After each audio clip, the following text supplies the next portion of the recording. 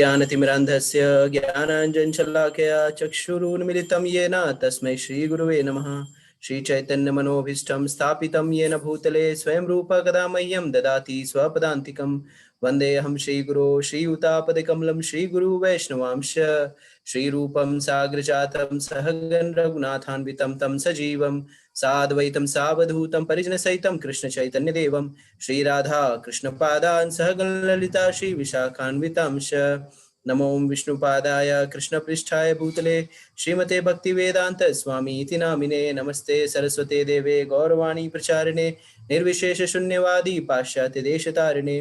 जय श्री कृष्ण चैतन्य प्रभु नित्यानंद श्री अद्वैत गदाधर शिवासादि गौर भक्तवृंद। हरे कृष्णा कृष्णा कृष्णा हरे हरे, हरे राम राम राम हरे हरे, हरे कृष्णा। तो आप सभी का हार्दिक स्वागत है अंतर्राष्ट्रीय कृष्ण भावनामृत संघ इस्कॉन अयोध्या द्वारा आयोजित इस 18 दिवसीय सत्र के चौथे दिन। तो आज हम भगवद गीता के चौथे अध्याय की यहाँ पे विवेचना करेंगे और इस चौथे अध्याय का शीर्षक है दिव्य ज्ञान। तो चौथे अध्याय की शुरुआत करने से पहले हम जान लेते हैं कि पिछले अध्याय में हमने क्या क्या समझा। तो पहले एक सार रूप में बताता हूँ, फिर उसका पुनरावलोकन करेंगे। तो पिछले अध्याय में हमने देखा, पिछले अध्याय में भगवान ने बताया कि कैसा कर्म करने से कैसा कर्म जो है बंधन कारक है और कैसे काम जो है वो बंधन कारक है और हम कैसे उस पर विजय प्राप्त कर सकते हैं भक्ति करके। तो हमने देखी कि किस तरह से अगर हम भक्ति के ABCD का फॉलो करें, A से एसोसिएशन, B से बुक्स, C से चैंटिंग और D से डाइट मतलब कृष्ण प्रसाद। तो अगर इस तरह से हम ABCD करें तो ABCD करने से हम जो है काम पे विजय प्राप्त करते हैं। ठीक है। और भगवान ने ये भी बताया पिछले अध्याय में कि किस तरह से हमें निष्काम कर्म योग करना चाहिए। इस अध्याय में भगवान ये बताते हैं कि गीता का ज्ञान बहुत ही पुरातन है और इस ज्ञान का उपयोग करके कैसे जीवन के परम लक्ष्य को प्राप्त किया जा सकता है। तो इसीलिए इसका जो शीर्षक है वो दिव्य ज्ञान है। इस अध्याय में भगवान ज्ञान और उसके महात्म्य को प्रस्तुत करते हैं। ठीक है। तो इस अध्याय की जो है हम लोग संक्षेप में देख लेते हैं कि इस अध्याय में बताया गया है भगवान ने। तो श्लोक संख्या 1 से 4 के मध्य में दिव्य ज्ञान का परंपरा से प्राप्त होने के विषय में भगवान यहाँ पे बता रहे हैं। इसके बाद श्लोक संख्या 5 और 10 से भगवान कृष्ण के अवतरण का दिव्य स्वभाव बताया है। श्लोक संख्या 11 से 15 में श्री कृष्ण सृजक एवं समस्त मार्गों के प्रणेता है, इसके विषय में बताया गया है। श्लोक संख्या 16 से 24 तक ज्ञान पूर्वक कर्मयोग को समझना है।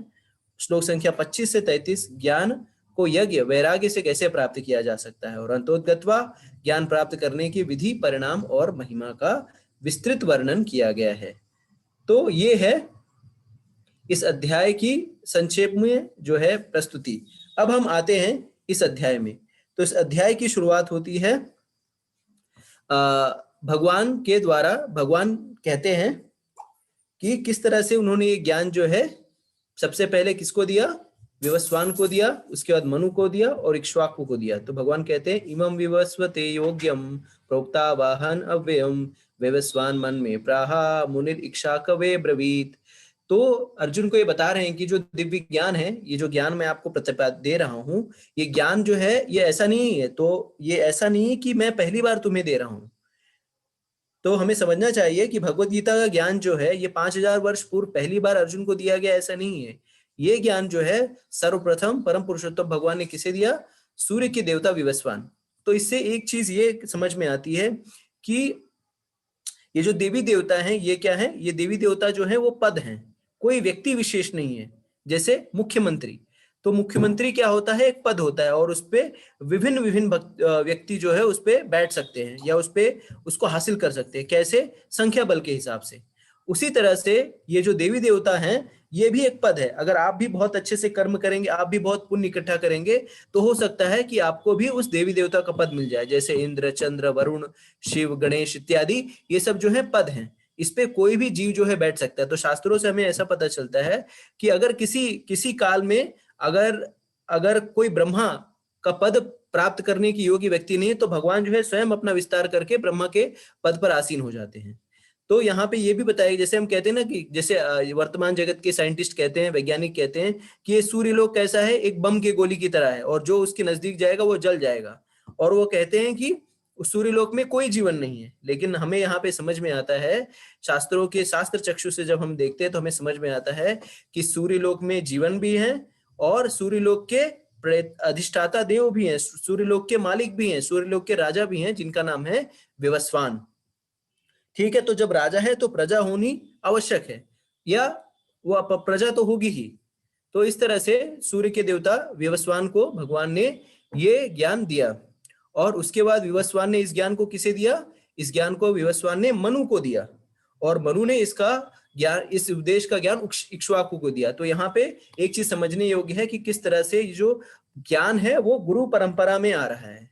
तो परंपरा जो है वो बहुत ही इंपॉर्टेंट है, बहुत ही महत्वपूर्ण है। ठीक है, तो एक छोटा सा उदाहरण देता हूं कि जब हम अपने बच्चे का दाखिला कराने जाते हैं विद्यालय में, छोटे बच्चे का दाखिला कराते हैं, तो क्या क्या क्राइटेरिया आप लोग देख के जो है बच्चों को दाखिला दिलवाते हैं किसी स्कूल में? तो आप अपने अपने मंतव्य को चैट बॉक्स में प्रस्तुत कर सकते हैं। तो प्राय 2-3 चीज जो मैं बता दें, हम देखते हैं कि वो स्कूल के टीचर कैसे हैं, और फिर हम ये देखते हैं कि वो स्कूल उसमें कितने बच्चे पढ़ते हैं, और सबसे महत्वपूर्ण बात जो हम देखते हैं और सोचते हैं कि इस स्कूल की संलग्नता किससे है। ठीक है, तो इसी तरह से अगर स्कूल संलग्न होगा तो इसका अर्थ है कि वो जो है प्रामाणिक है। इसी तरह से ज्ञान कोई भी दे, ज्ञान जो है वो फ्री में बांटता है, ज्ञान तो फ्री है, कोई भी दे सकता है, लेकिन वो ज्ञान देने वाला व्यक्ति कितना प्रामाणिक है ये हमें देखना चाहिए। तो एक और उदाहरण प्रस्तुत करता हूं, जिस तरह से अगर कोई भी व्यक्ति, जैसे मैं अगर कहूं कि आज से जो है वो डिमोनेटाइजेशन हो जाएगा, सारे जो रुपए पैसे हैं वो, सारा जो धन है वो उसको डिमोनेटाइज कर दिया जाएगा और उसकी कोई वैल्यू नहीं रह जाएगी, तो आप मेरे पे विश्वास करेंगे? नहीं करेंगे। लेकिन अगर यही बात प्रधानमंत्री आकर के टीवी पे कहते हैं तो सारे लोग उसको मान लेते हैं। क्यों? क्योंकि ये बात जो है वो प्रामाणिक सूत्र से पता चलती है। इसी तरह से जो आध्यात्मिक ज्ञान होता है, हमें चाहिए कि हम जो किसी प्रामाणिक सोर्स से ले या प्रामाणिक व्यक्तित्व से ले, जिसने उस ज्ञान को अपने गुरु से प्राप्त किया है और उस व्यक्ति ने अपने गुरु से प्राप्त किया है। इस तरह से वो प्रामाणिक गुरु परंपरा से आता हुआ व्यक्ति ही जो है वो प्रामाणिक ज्ञान दे सकता है। लेकिन अगर कोई व्यक्ति जो है स्वयंभू है, उसके कोई गुरु नहीं है, प्राय आप आज के जगत में हम देखेंगे कि बहुत सारे लोग जो है सिर्फ अपने मन की बात करते हैं, लेकिन उनका शास्त्र से कुछ लेना देना नहीं होता, ना गुरु से कुछ लेना देना नहीं होता। तो ऐसे लोगों की बातों का कोई मोल नहीं है। ठीक है, और साथ ही साथ इस परंपरा प्रणाली को भगवान क्या कह रहे हैं? विज्ञान है, ये विज्ञान है, ये प्रैक्टिकल है।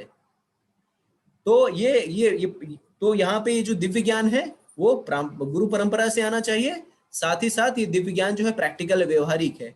और आगे के श्लोक में भगवान बताते हैं कि इसे कौन लेता है? इसे राज ऋषि गण लेते हैं, राज ऋषि गण। तो राज ऋषियों से तात्पर्य होता है कि जो व्यक्ति जो है राज ऋषि मतलब वो व्यक्ति जो राजकाज भी करे और शास्त्रों के अनुसार जो है इस भगवत गीता इत्यादि के ज्ञान के अनुसार जो है उसको पालन भी करे, अनुपालन भी करे और अपने प्रजा को भी उसी हिसाब से संभाले। तो अब हमें ये समझना चाहिए, जब हम कई बार लोग कहते हैं कि भगवत गीता का ज्ञान किसके लिए है, भगवत गीता का ज्ञान वही ले सकता है जो कुछ नहीं करता हो, जो मतलब सिर्फ पूरी तरह से भक्ति में लगा हो, वही भगवत गीता का ज्ञान ले सकता है। लेकिन भगवान कह रहे हैं कि नहीं, ये ज्ञान जो है वो राज ऋषि लेते हैं। तो राज ऋषि का अर्थ है वो व्यक्ति जो राजा भी है और मनीषी भी है। तो हमें मनीषी बनने के लिए भगवत गीता का ज्ञान लेने के लिए हमें कोई राजकाज छोड़ने की आवश्यकता नहीं है, हमें घर द्वार छोड़ने की आवश्यकता नहीं है, हमें अपने नित्य कर्म छोड़ने की आवश्यकता नहीं है। ठीक है, तो भक्ति घर गृहस्थ में रहते हुए, घर के काम करते हुए भी हम इस भगवत गीता के ज्ञान को समझ सकते हैं। और ये ज्ञान हमें किससे लेना चाहिए? आध्यात्मिक गुरु शिष्य परंपरा में आए हुए व्यक्ति से ही लेना चाहिए। तो आचार्य श्री भक्ति विनोद भक्ति सिद्धांत सरस्वती ठाकुर जी महाराज बताते हैं कि अब प्रश्न उठता है कि हम प्रामाणिक गुरु परंपरा में ही क्यों लेना चाहते हैं, क्यों लेना चाहिए? तो एक बहुत ही सरल उदाहरण देते हैं जिससे हमें समझ में आएगा। तो जिस तरह से दूध जो है वो क्या होता है? वो पौष्टिक होता है, पोषण देता है। लेकिन अगर उस दूध को सर पर छू स्पर्श कर दे तो क्या होगा? वो दूध जो है जहरीला हो जाएगा। उसी तरह से ज्ञान तो पोषण देने वाला है, लेकिन अगर उस ज्ञान को कोई ऐसा व्यक्ति दे जो कि उसका आचरण ना करता हो, तो ज्ञान जो है वो जहरीला हो जाता है। तो आचार्यगण हमें बताते हैं कि दो चीजें होती हैं, एक होता है आचार, एक होता है प्रचार। तो अगर कोई व्यक्ति आचरण नहीं करता और प्रचार करता है तो ऐसा व्यक्ति जो है सिर्फ अपने काम को बांटता है, अपनी वासनाओं को भक्तों में, लोगों में बांटता है। इसके लिए श्री प्रभुपाद जी कहते थे कि इस्कॉन संस्था के जितने भी लोग हैं, जितने भी प्रचारक हैं, उनको वॉक द टॉक करना चाहिए, उनको वो सारा कुछ अनुसरण करना चाहिए जो कि वो बताते हैं। क्यों? क्योंकि प्योरिटी इज द फोर्स। जो हमारी शुद्धता है वही लोगों के ऊपर प्रभाव डालती है। तो इस तरह से जो है प्रामाणिक गुरु परंपरा में आया है व्यक्ति, पहली बात तो उसको शास्त्रों पे श्रद्धा होगी, दूसरी बात वो गुरु शिष्य परंपरा में आएगा, तीसरी बात वो चीजों को यथारूप प्रस्तुत करेगा। तो जो प्रामाणिक गुरु शिष्य परंपरा में आएगा वो चीजों को यथारूप प्रस्तुत करेगा। क्यों? क्योंकि उसने शास्त्रों को उसी अनुरूप में समझा है। आगे आगे चल करके भगवान उस गुरु के विषय में बताते हैं कि गुरु से पास हमें कैसे जाना चाहिए, कैसे ज्ञान ग्रहण करना चाहिए। इसके बाद भगवान कहते हैं कि हे अर्जुन, ये जो दिव्य परंपरा में जो आया हुआ ज्ञान जो कालक्रम में जो खंडित हो गया, जिसको मैंने विवस्वान को दिया था, इक्ष्वाकु को मिला, और फिर ये जो ज्ञान क्या हो गया, कालक्रम में खंडित हो गया। तो उसी ज्ञान को जो मैंने पहले भी दिया था, उसी ज्ञान को अब मैं तुम्हें बताता हूं। और तुम्हें क्यों बताता हूं?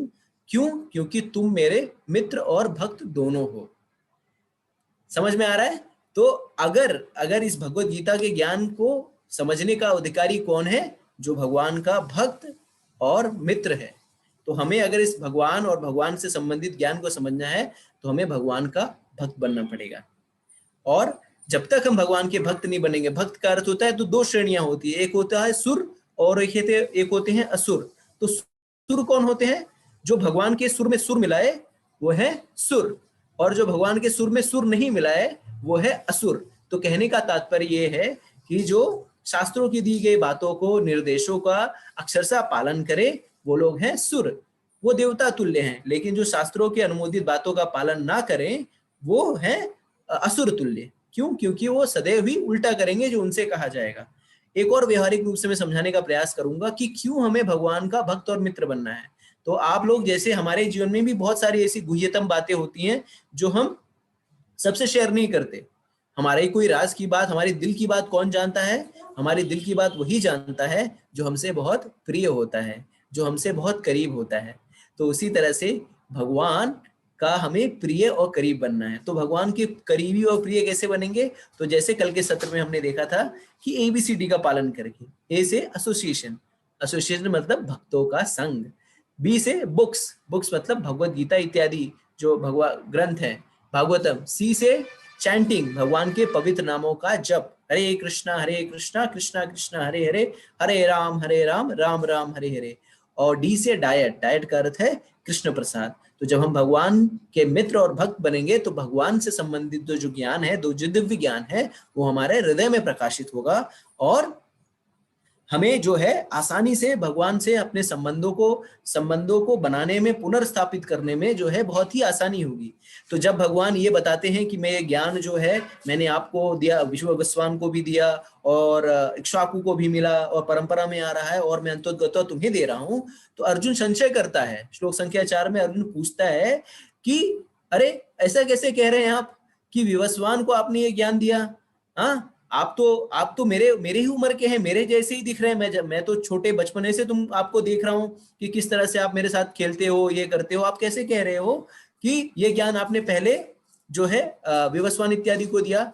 तो यहाँ पे आचार्य हमें समझाते हैं कि अर्जुन का ये जो प्रश्न है वो मूर्खतापूर्ण प्रश्न नहीं है, ये बहुत ही व्यवहारिक प्रश्न है इस परिप्रेक्ष्य में कि अर्जुन जानता है कि कालक्रम में ऐसे लोग आएंगे जो भगवान की सत्ता पे, भगवान के ही प्रभुत्व पे या भगवान के अस्तित्व पे ही सवाल उठाएंगे। तो अर्जुन जो है किसी प्रकार का कोई भी कंफ्यूजन नहीं रखना चाहता था कि ये सारी कंफ्यूजनें रह जाएं और लोग जो है अपने तर्क उत्तर प्रस्तुत करें। जैसे कि हम जानते हैं कि भगवत गीता पे कितनी हजारों टीकाएं हैं, लेकिन सारे लोग जो है अपने अपने तरीके से, अपने अपने मंतव्य से जो है टीकाएं लिखते रहते हैं और एक ही श्लोक का अलग अलग मत निकालते हैं। तो जैसे एक श्लोक है क्या कहते हैं, सर्वधर्मान परित्यज्य माम एकम शरणं व्रज अहम त्वं सर्वपापेभ्यो मोक्षयिष्यामि मा शुचः। तो ये जो चरम श्लोक है, इसमें कई लोग टीका निकालते हैं कि तुम्हें कृष्ण को सरेंडर करने की आवश्यकता नहीं, शरणागति करने की आवश्यकता नहीं है, कृष्ण के अंदर जो बैठा है उसकी शरणागति लो। तो आप सोचिए, और कोई कहता है ये कुरुक्षेत्र जो है वो शरीर है, क्या क्या क्या क्या तरह की व्याख्याएं करते हैं। तो हमें ये समझना चाहिए, फिर से ये प्रश्न आता है क्यों प्रमाणिक गुरु परंपरा। तो जैसे सोने की परख कौन कर सकता है? सोने की परख सुनार कर सकता है, हीरे की परख जौहरी कर सकता है, लोहे का काम लोहार कर सकता है। उसी तरह से भक्ति के गूढ़ रहस्यों को कौन बता सकता है? भक्ति के गूढ़ रहस्यों को कौन समझा सकता है? जो कि भक्त हो। सिर्फ भाषा का ज्ञान होने से, भाषांतरण करने से कोई लाभ नहीं होता। अगर आपको किसी भाषा का ज्ञान है तो आप उसके मर्म को नहीं समझ पाएंगे। हम कितनी भी अंग्रेजियां बोल लें, हम कितने भी फर्राटेदार अंग्रेजी बोल लें और लोगों को इंप्रेस कर लें, लेकिन जब दिल की बात करनी होती है ना, तो हम अपनी भाषा में ही करते हैं। क्यों? क्योंकि भावनाएं नहीं आती।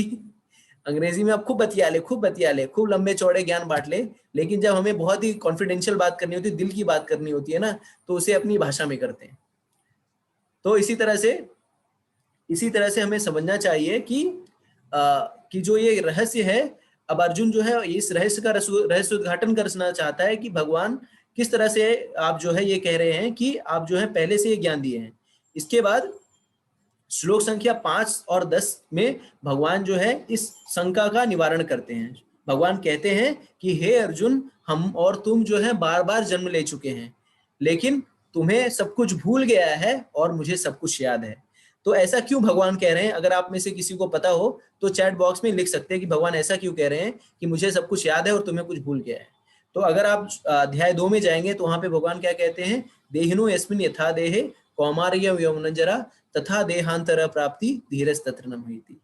तो वहां पे हमें ये समझ में आता है कि जो शरीर है वो प्रौढ़ से, बच्चे से बड़ा होता है, बड़े से एक प्रौढ़ अवस्था में आता है, फिर धीरे धीरे क्षीण होता है और फिर क्या होता है? शरीर त्याग करके दूसरे शरीर में चला जाता है। तो इससे हमें क्या समझ में आया? इससे हमें ये समझ में आया कि हम जो है वो शरीर नहीं, आत्मा है। और जब तक हम इस आत्मा के स्तर पे नहीं आएंगे तब तक इस आध्यात्मिक ज्ञान को हम नहीं प्राप्त कर पाएंगे। तो एक उदाहरण देता हूं, बहुत ही व्यवहारिक उदाहरण है। दक्षिण भारत में, या हम दक्षिण भारत नहीं कह लीजिए, हमारे जो पूर्ववर्ती आचार्यों में एक महान आचार्य हुए थे रामानुजाचार्य। तो एक बार वो उनके गुरु थे, उनके गुरु जो थे गोष्ठीपूर्ण या यादव प्रकाश, इस तरह से कुछ तो नाम था। कि कोई अगर बता सके तो उसको वो कर सकता है, चैट बॉक्स में लिख सकता है। तो इसी तरह से उनके गुरु थे, मान लीजिए गुरु थे, उनके पास वो जाते हैं शिक्षा ग्रहण करने के लिए। और पहली बार जब वो शिक्षा कर, मतलब उस समय जो श्रीरंगम से चल के वो जाते हैं, और उस समय तो कोई साधन नहीं था, पैदल ही जाते हैं। और जब अपने गुरु के द्वार पे, अपने गुरु जो उनके गुरु के घर पे पहुंचते हैं, तो देखिए कहीं भी हम जाते हैं तो शिष्टाचार ये होता है कि हम कभी भी कहीं पे भी जाएं तो ठोक के जाएं, उनको सावधान करके जाएं। इसी के लिए प्राय आपको अगर आप लोग मंदिर जाते हैं तो कभी भी मंदिर के प्रांगण में घुसने से पहले आपको क्या करना चाहिए? आपको आवाज करनी चाहिए। इसी के लिए आप देखते हैं कि मंदिरों के बाहर जो है वो घंटे लगे होते हैं कि आप जब मंदिर में प्रवेश करने के पहले जो है घंटा बजाएं। तो घंटा बजाने का तात्पर्य क्या होता है कि सावधान, मैं आ रहा हूं। या किसी के बेडरूम में आप घुसते हैं तो आवाज करके ही घुसते हैं। इसी तरह से रामानुजाचार्य जब अपने गुरु महाराज के गुरु के घर पे पहुंचते हैं तो नॉक करते हैं, टक टक। तो अंदर से आवाज आती है कि कौन है बाहर? तो रामानुजाचार्य कहते हैं मैं रामानुजा। तो उनके जो गुरु कहते हैं मैं मर जाएगा तब आना। तो फिर रामानुजा चले जाते हैं। फिर दूसरी बार आते हैं, फिर टक टक, फिर कहते हैं कौन है बाहर? तो कहते हैं मैं रामानुजा। तो कहते हैं मैं मर जाएगा तब आना। फिर जाते हैं तीसरी बार, टक टक, कौन है बाहर? तो कहते हैं मैं रामानुजा। तो कहते हैं मैं मर जाएगा तब आना। इसके बाद इसी तरह से 17वीं बार आते हैं, टक टक, कौन है? तो कहते हैं मैं रामानुजा। टक टक, कौन है? तो कहते हैं अडियन रामानुजा। अडियन का अर्थ होता है दास। तमिल में अडियन जो शब्द है उसका अर्थ होता है दास। तो मैं दास रामानुजा। तो कहते हैं अंदर आ जाओ। तो कहने का तात्पर्य यह है कि इस आध्यात्मिक ज्ञान को तब तक हम नहीं समझ पाएंगे जब तक इस मैं की प्रवृत्ति से बाहर नहीं निकलेंगे। और भगवान यहाँ पे अर्जुन को यही बताना चाहते हैं कि मैं और तुम जो है बार बार जन्म लिए हैं, लेकिन तुम जो है सब कुछ भूल गए हो क्योंकि तुम्हारा देहांतरण हो गया। इससे परिप्रेक्ष्य ये है कि हम जो है वो शरीर नहीं, आत्मा है। और जब तक हम इस शरीर बोध में ही रहेंगे तब हमारे सारे दुखों का कारण है ये देहात्म बुद्धि से ग्रस्त होना। ठीक है। इसके बाद भगवान कहते हैं कि मैं अजन्मा और अविनाशी हूं, लेकिन फिर भी मैं प्रत्येक युग में अपना दिव्य रूप धारण करता हूं। और क्यों धारण करता हूं, और वो बताते हैं कि मैं किस समय वो रूप धारण करता हूं। वो रूप कब धारण करते हैं भगवान? यदा यदा हि धर्मस्य ग्लानिर्भवति भारत, अभ्युत्थानमधर्मस्य तदात्मायं सृजाम्यहम्, परित्राणाय साधूनां विनाशाय च दुष्कृतां, धर्म संस्थापनार्थाय संभवामि युगे युगे। महाभारत याद आ गया होगा आपको। तो इसके लिए भगवान बताते हैं समय, और किस समय आता हूं और क्यों आता हूं। तो कब आते हैं भगवान, अवतार लेते हैं, अवतरण करते हैं जब, तो भगवान ने कहा कि मैं और तुम दोनों जन्म लेते हैं और मैं प्रत्येक युग में आता हूं। तो प्रत्येक युग में किस समय आता हूं वो बता रहे हैं। किस समय आते हैं भगवान? जब धर्म का पतन होता है और अधर्म की प्रधानता होती है, तब भगवान अवतार लेते हैं। और क्या प्रयोजन होता है? भक्तों का उद्धार करना और दुष्टों का नाश करना और धर्म की पुनर्स्थापना करना। तो भगवान के आने का सिर्फ एकमात्र प्रयोजन होता है कि किस तरह से धर्म की पुनर्स्थापना हो। ठीक है। इसी के लिए भगवान जो है विभिन्न विभिन्न रूपों में विभिन्न विभिन्न कार्यकलापों के लिए विभिन्न विभिन्न अवतार लेते हैं। और इसके बाद भगवान कहते हैं, तो इससे ये समझ में आता है कि अब कोई कहे कि अब सबसे इंपॉर्टेंट चीज इसमें समझने वाली बात है, सबसे पहले भगवान ये नहीं कहते कि दुष्टों का संहार करना। क्या कहते हैं? परित्राणाय साधूनाम, भक्तों को आनंद देना, और फिर विनाशाय च दुष्कृताम। तो भक्त पहले आते हैं और अभक्त बाद में आते हैं। तो अब इससे क्या समझे हम? भगवान आते हैं भक्तों को लाड प्यार करने के लिए और अभक्तों को मारने के लिए। तो ऐसा है, भगवान इस तरह से आते नहीं। भगवान का मारना और पुचकारना दोनों सेम है। तो आगे चल करके भगवान बताते हैं अर्जुन को कि हे अर्जुन, मैं समूहम सर्वभूतेषु नामे देयस्ति ना प्रिया ये भजन्ति तुमाम भक्त्या मय्या ते तेषु चापयम्। तो मैं सबके लिए सम रहता हूँ। मैं किसी के लिए किसी का भेदभाव नहीं करता, लेकिन जो मेरा भक्त होता है उसे मैं थोड़ा प्रेम देता हूँ। तो इसी तरह से भगवान का मारना और पुचकारना सेम होता है। तो जैसे नंद और यशोदा मैया को क्या मिला? यशोदा मैया भगवान की माता थी, देवी की भगवान की माता थी, तो धात्री का पद प्राप्त हुआ उन्हें। तो क्या पूतना को कौन सा पद प्राप्त हुआ? पूतना को भी धात्री का पद प्राप्त हुआ। तो पूतना तो भगवान को मारने ही आई थी ना। अगर आपको कोई मारने आए तो आप उसको कौन सा पद देंगे? आप उसको जेल में डलवा देंगे। लेकिन भगवान ने उस पूतना के मारने की प्रवृत्ति को नहीं देखा, पूतना के उस भाव को देखा जिसमें उसने कालकूट लगा हुआ स्तन जो है भगवान के मुख में डाला। तो भगवान ने ये देखा कि भले ये कालकूट लगा के आई है, लेकिन ये मुझे अपना स्तन पान करा रही है, तो ये मेरे माँ तुल्य है। यही सुन करके तो कई लोग भक्त बन गए, जैसे सुखदेव गोस्वामी। अहो बकीयम स्तन कालकूटम जिगाम सप्यादपिय साध्वी, लेभे गतिम धातरिम उचितम ततोण्यम किम वा दयालु शरणम व्रजेम। तो ऐसे ऐसे ऐसे दयालु व्यक्ति की कौन शरण ग्रहण नहीं करना चाहेगा? कौन भक्ति नहीं करना चाहेगा जो अपनी मारने वाली को ही धात्री का पद प्रदान कर दे? तो ये सोचिए। तो इस तरह से भगवान का मारना और पुचकारना दोनों सेम ही है। फिर भगवान कहते हैं, अपने श्लोक संख्या 9 और 10 में भगवान बताते हैं कि जो भी व्यक्ति इस मेरे इस आविर्भाव और कार्यकलाप की दिव्यता को समझ जाए, ऐसे व्यक्ति को जन्म मृत्यु जरा व्याधि से छुटकारा मिल जाता है।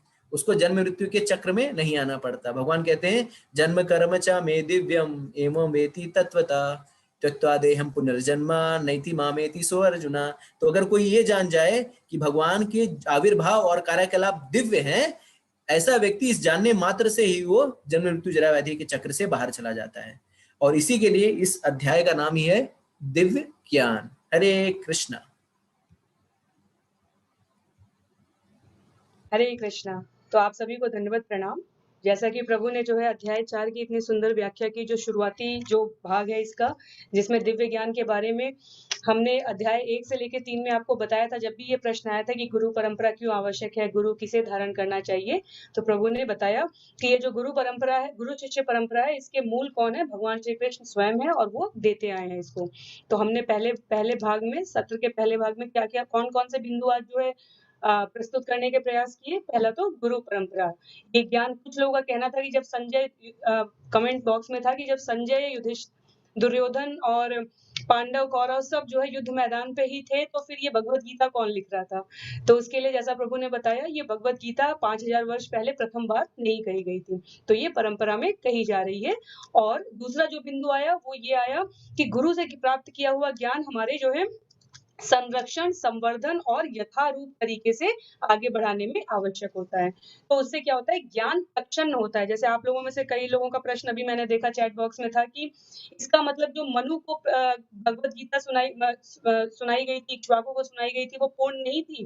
विषय ये नहीं है, विषय ये कहा जा रहा है कि उन्होंने जो सुना, राजऋषि और मनीषी की जो प्रभु ने व्याख्या की, वो अपने आप में पूर्ण सुनाई भगवान ने। लेकिन काल क्रम में जाते हुए एक से दूसरे को एक ने से दूसरे ने सुनी, दूसरे से तीसरे ने सुनी, और जब वो उसी जितना आचार में आना चाहिए था वो नहीं आया, वो क्रम विच्छिन्न हो गया, वो क्रम टूट गया, तब जाकर वो विच्छिन्न परंपरा होती गई। इसलिए क्या हुआ, आज से 5000 कुछ वर्ष पहले भगवान स्वयं आते हैं और पुनः इस ज्ञान को स्थापित करते हैं। तो ये बिंदु स्पष्ट होने के बाद उसके बाद भगवान क्या कह रहे हैं, उसके बाद भगवान कह रहे हैं धर्म नष्ट नहीं होता है, धर्म का पतन होता है।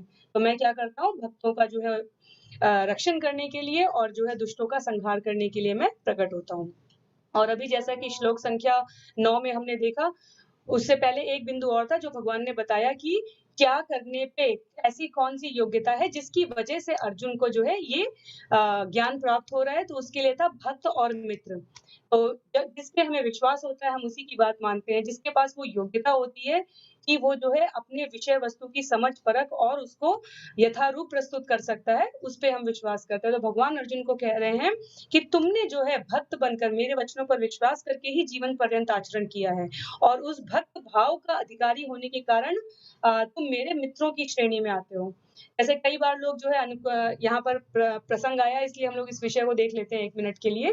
कई बार ऐसा आता है कि लोग जो है व्रज लीलाओं का, वो गोवर्धन नहीं उठाएंगे, वो अघासुर, बकासुर और बाकी दुष्टों का जो है संहार नहीं करने की योग्यता रखते, लेकिन जो भगवान की माधुर्य लीलाएं हैं उनका वो उनका जो है अंधा अनुकरण करना चाहते हैं।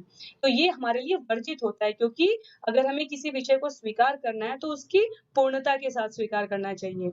हमें कृष्ण के त्याग को, कृष्ण के मार्गदर्शन को, कृष्ण के गुरु भाव को, इन सब को साथ में स्वीकार करना चाहिए। तो भगवान ने अर्जुन को स्पष्ट कर दिया कि जीव जिस प्रकार इस भौतिक दुनिया में किसी भी प्रकार की योग्यता और उपलब्धि पाने के लिए आपको कुछ न्यूनतम योग्यताओं के साथ प्रयास करना होता है, उसी प्रकार इस भगवत गीता को सुनने समझने का अधिकारी भी वही है जिसके जीवन में भक्त और मित्र बनने लायक जो योग्यताएं हैं वो उसने धारण कर ली होती है। फिर उसके बाद अब जो आगे इस सत्र में आगे बढ़ते हुए हमारे पास 2 और मेन बिंदु हैं जो है इस सत्र के लिए, अध्याय 4 के लिए। तो भगवान कहते हैं, जो कि उन्होंने श्लोक संख्या 9 में कहा है कि जो इस भाव को अब समझ जाता है, आविर्भाव तथा कर्म की दिव्य प्रकृति को, वो शरीर को छोड़ने पर भौतिक संसार में पुनः जन्म नहीं लेता, अपितु मेरे सनातन धर्म को प्राप्त होता है। तो ये जो विषय है ये हमारे कल के जो कर्मयोग का विषय था कि कर्मयोग का परिणाम क्या होगा, पाप या पुण्य होगा, और दोनों ही स्थितियों में हम भौतिक जगत में रहते हैं। लेकिन जब हम इस दिव्य प्रकृति को समझ जाते हैं कि ये दोनों ही बंधन कारक हैं, पाप और पुण्य दोनों ही हमें बंधन कारक है, हमें निस्वार्थ, निष्काम, निष्काम भाव से आगे बढ़ने का प्रयास करना चाहिए। तो उसका परिणाम क्या होता है वो आज दिव्य ज्ञान में और विस्तृत रूप में हमें बताया गया है। क्या होता है, श्लोक संख्या 10 में भगवान कहते हैं, वीतराग भय क्रोधा मन्मया मामुपाश्रिता बहवो ज्ञान तपसा पूता मद्भाव भागवम आगता। शुद्ध बनते हैं, आसक्ति, भय एवं क्रोध से मुक्ति प्राप्त होती है। जब हम शुद्ध बन गए तो स्वतः ही हमारे अंदर से आसक्ति, भय और क्रोध से मुक्ति हो गई। तो जब हमारा हृदय साफ हो गया है तो वहां क्या आएगा, वहां कृष्ण प्रेम की प्राप्ति होती है। और कृष्ण प्रेम का परिणाम हमारे जीवन में क्या आता है, हम भगवत धाम को वापस पहुंच जाते हैं। भौतिक जगत में पुनर्जन्म से जो हम जन्म मृत्यु के बंधन में बंधे हुए उससे हमें मुक्ति मिल जाती है। तो ये जो है भगवान ने यहाँ पर जो प्रमाण देना है उनको, अपने आप को उन्होंने, ऐसा कोई दूसरा और ग्रंथ और शास्त्र नहीं मिलेगा आपको किसी दूसरे धर्म में जहाँ पे ये कहा हो, भगवान ने स्वयं कहा हो कि मैं हूँ। सिर्फ सनातन धर्म में भगवान इस बात को स्पष्ट करते हैं, ये समस्त मानव मात्र का धर्म है, और भगवान स्पष्ट करते हैं यहाँ पर कि जो मेरी शरण लेता है उसको वापस इस भौतिक जगत के बंधन में नहीं आना पड़ता। तो अब जो है एक जो बहुत ही प्रचलित हमारे सनातन धर्म में प्रश्न आता है और जिस पर बार बार कई बार हम लोगों को ताड़ना भी मिलती है कि हिंदू क्या सनातन को का वो करने वाले किस धर्म का पालन करें, किस भगवान का पालन करें? क्योंकि अगर भगवान एक हैं, तो फिर ये बाकी अन्य कौन हैं? बाकी के जो उनके रूप हैं, जैसे कि हम दशावतार कहते हैं। अभी किसी का प्रश्न था कि अगला अवतार कब होगा? कलयुग 4,32,000 वर्ष का है और अभी सिर्फ 5,000 वर्ष पूरे हुए हैं। तो तेजस जी का प्रश्न था कि अगला अवतार कब होगा? अगला अवतार होने के लिए अभी 4 लाख से ज़्यादा वर्ष बाकी हैं, 4,30,000 से ज़्यादा वर्ष बाकी हैं। तो अगर आपको विशद व्याख्या पढ़नी है, आप श्रीमद् भागवतम में 12वें स्कंध में इसके बारे में पढ़ सकते हैं, बहुत ही सुंदर व्याख्या है वहाँ पे। तो विषय पर वापस आते हुए भगवान एक है तो इतने अनेक रूपों में ये और अन्य कौन है? तो ये हमें इस प्रकार से समझना है। श्लोक संख्या 11 में भगवान कहते हैं, ये यथा माम प्रपद्यन्ते तांस्तथैव भजाम्यहम् मम वर्तमानुवर्तन्ते मनुष्या पार्थ सर्वच। भगवान कहते हैं, जिस भाव से सारे लोग मेरी शरण ग्रहण करते हैं, उसी के अनुरूप मैं उन्हें फल देता हूँ।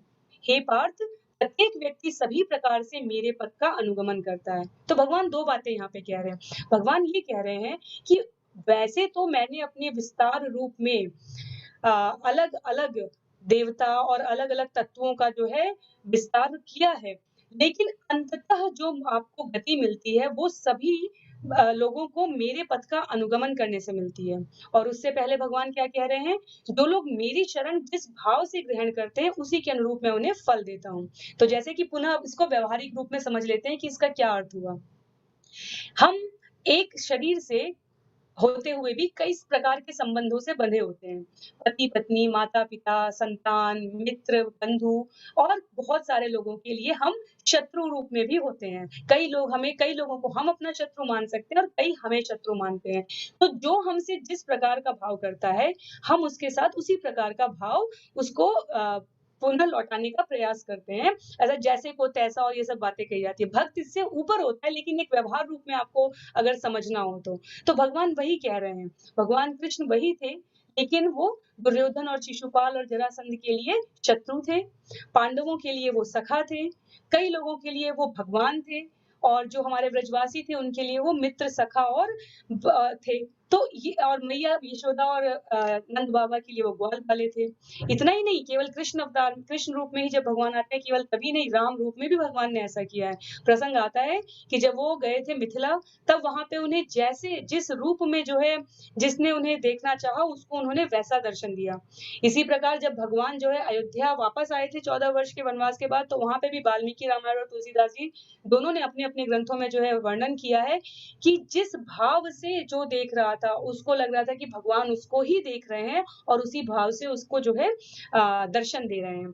तो अब जो विषय आता है वो हमारे लिए व्यवहार परक जो बिंदु है वो ये है कि हमारा जो भाव है भगवान उसके हिसाब से आदान-प्रदान करते हैं। और जो अनेक अवतार उन्होंने बनाए हैं, उनके लिए अगर हमें ये समझना हो कि वो क्यों बनाए हैं, तो जैसा प्रभु ने शुरुआत में ही आज उदाहरण दिया था, अगर हमें एक भूमंडल चलाना होता है, तो हमने उसको पहले महाद्वीप में बाँटा, फिर हमने देशों में बाँटा, फिर हमने राज्यों में बाँटा, फिर शहर, तहसील जिला, गाँव जो भी कहना चाहें, उसकी छोटी-छोटी इकाइयाँ हो जाती हैं। तो भगवान भी जब ये भौतिक ब्रह्मांड में जब ये भौतिक जगत चल रहा है, तो उसके लिए उन्होंने जो सिस्टम, जो व्यवस्था बनाई है, उसमें उन्होंने जो है अलग-अलग प्रशासनिक अधिकारी बनाए हैं। तो जैसे आज एक प्रशासनिक अधिकारी सूर्यदेव का हमें वर्णन मिला कि सूर्यदेव एक पदवी है। इस पर जो भी महापुरुष, जो भी व्यक्तित्व उसने उस स्तर की योग्यता प्राप्त कर लेगा, वो बैठ सकता है। तो हम अध्यात्म में कहते हैं कि सूर्य की पदवी धारण करने वाला जो व्यक्तित्व है, उसका वो एक सशरीर साकार रूप है। उसी प्रकार से जो हमारा वायु के लिए वरुण देव, इंद्र की पदवी के लिए हमारे जो है इस मनवंतर के जो है उनका नाम पुरंदर है। तो इस प्रकार ये भगवान ने प्रशासनिक अधिकारी बनाए। अब ये भगवान की तरफ से संचालन हुआ। अब भक्त कैसा भाव आदान-प्रदान करेगा, उसके हिसाब से उसको कैसी गति मिलेगी? तो उसको हम इस श्रृंखला से समझ लेते हैं। वो श्रृंखला है कि कर्मी की भौतिक इच्छा की पूर्ति हो जाएगी। जैसा कि मैंने कहा था, भौतिक जगत में जो है माँ दुर्गा, भगवान की 3 शक्तियों में जो एक भौतिक जगत की अधिष्ठात्री देवी हैं, उन्हें माँ दुर्गा कहते हैं और वो जितने भी प्रकार की आप भौतिक इच्छा करेंगे, वो पूर्ति हो जाएगी। परिणाम क्या होगा? परिणाम ये होगा कि इस भौतिक जगत में अगर आप रह के भौतिक जगत की वस्तुएँ पाने की इच्छा करेंगे, तो आप वो प्राप्त करेंगे और पुनः इस भौतिक जगत में आते रहेंगे। तो इसे कहते हैं कर्मी। वो सारे प्रकार के प्राणी कर्मी की श्रेणी में आते हैं, जो कि यही इसी जगत के मनवांछित फल चाहिए करके प्रार्थना करते रहते हैं और उन्हें परिणाम मिलता रहता है। जो एक स्तर ऊपर जाते हैं, जो कहते हैं कि कहीं कोई अजन्मा, कोई बड़ी ताकत, कोई ऊपर वाला, कोई मालिक, कोई भगवान, अभी वो भगवान शब्द तक पहुँचते भी नहीं, क्योंकि भगवान कहते ही तो हम क्या करने लगते हैं, साकार रूप की संकल्पना लेने लगते हैं। तो वो जो केवल कहीं कोई एक बड़ी शक्ति है, अजन्मा है, जिसे कि हम जो है ध्यान धारणा में समाधि में बैठकर पा सकते हैं, वो क्या कहता है, भगवान निराकार है। तो उनके लिए जो नंबर 2 आपको यहाँ पर दिख रहा है लिखा हुआ, उनको ब्रह्म रूप में समाहित होने का फल प्राप्त होता है, मतलब उनको मुक्ति के स्तर पर पहुंच जाते हैं वो। तीसरा स्तर आता है योगियों का। योगियों को भगवान सिद्धि देते हैं।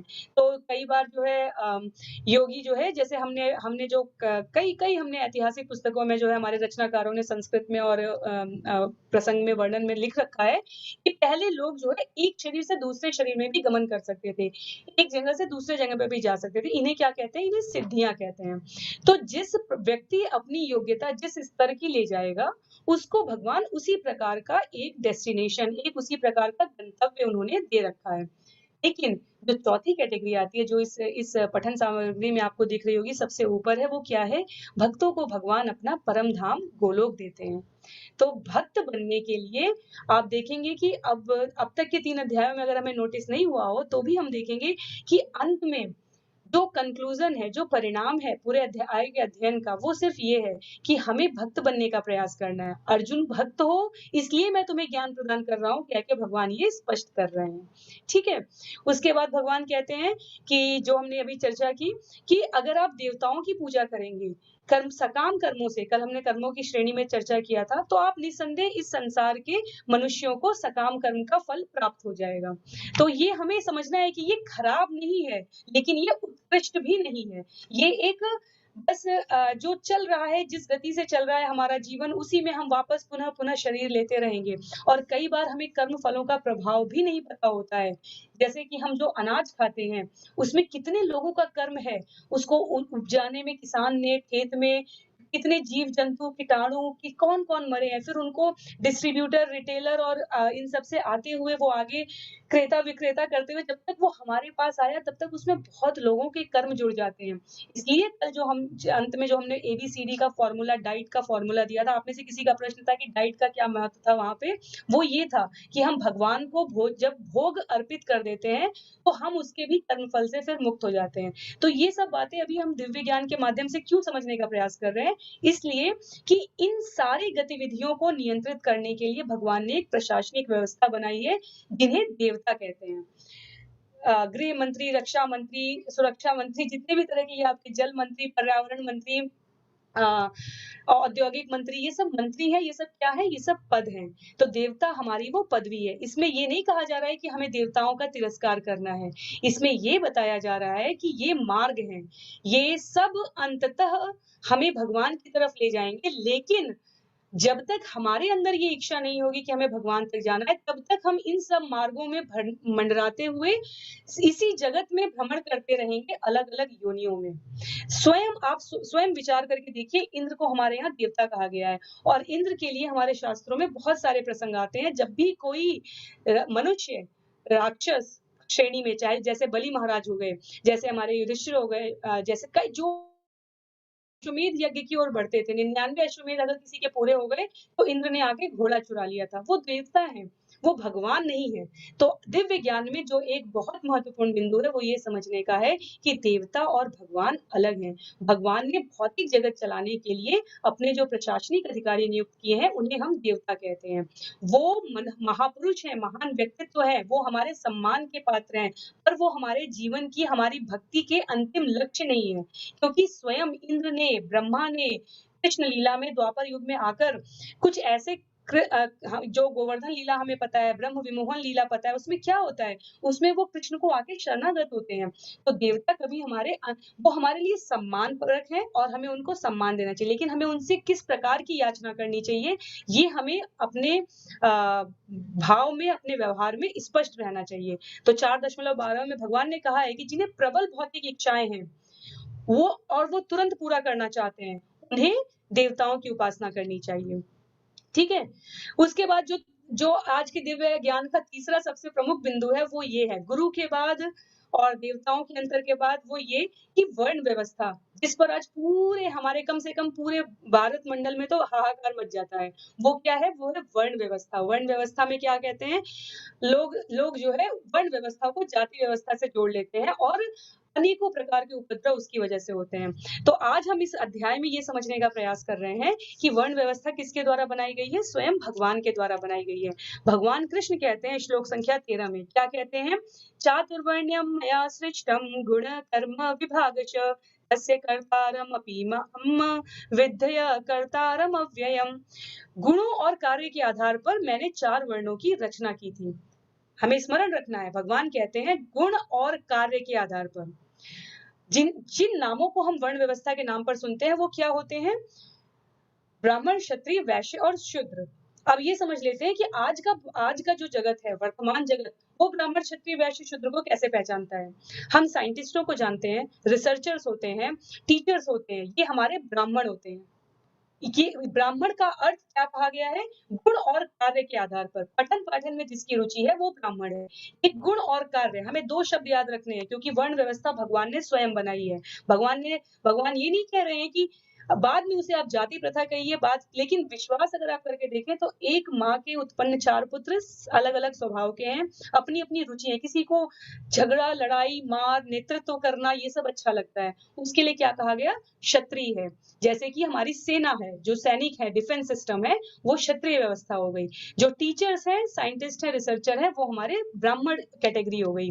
उसके बाद आते हैं जो हमारे कॉर्पोरेट्स हैं, एंटरप्रेन्योर्स हैं, वो है हमारे वैश्य, जिनको कि व्यापार में रुचि होती है। तो आप देखिए यहाँ पर स्पष्ट लिखा हुआ है, समाज का वैज्ञानिक विभाजन किया गया था। ज्ञान थ्योरेटिकल नॉलेज है, जो हम किताबों में पढ़ते हैं। विज्ञान का अर्थ होता है जो हम व्यवहार रूप में प्रयोग करते हैं। तो मनुष्य के गुण, कर्म और स्वभाव के अनुसार जो व्यवस्था, वर्ण व्यवस्था में 4 विभाग किए गए थे, वो जन्म के आधार पर नहीं बल्कि गुण, कर्म और स्वभाव के अनुसार किए गए थे। और जिसे हम शूद्र कहते हैं, वो वास्तव में कौन है? आज का हॉस्पिटैलिटी डिपार्टमेंट, आप चले जाइए, different travel websites, banking sector, जिसे आज हम सर्विस सेक्टर कहते हैं और उसमें जो काम करने वाले लोग हैं, वो सब शूद्र हैं। वैसे कलयुग के लिए हमें एक बात स्मरण रखनी चाहिए और वो हमारे सभी प्रकार के उपद्रवों को एक बार में शांत कर सकता है।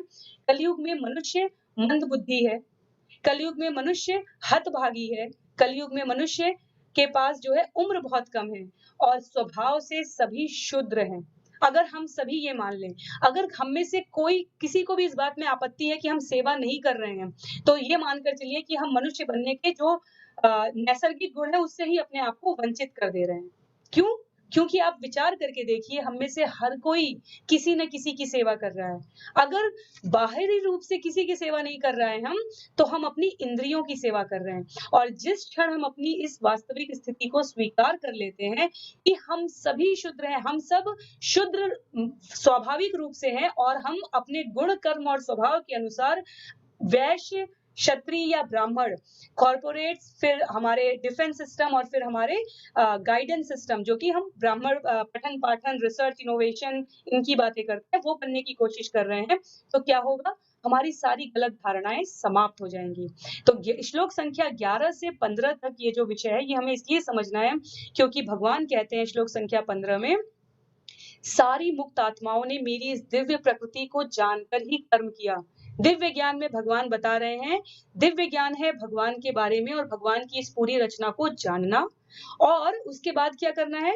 जड़ नहीं बन जाना है, कहीं एकांत में तपस्या नहीं करनी है, जंगल, हिमालय और गुफाओं को नहीं ढूंढना है, हमें कर्म करना है।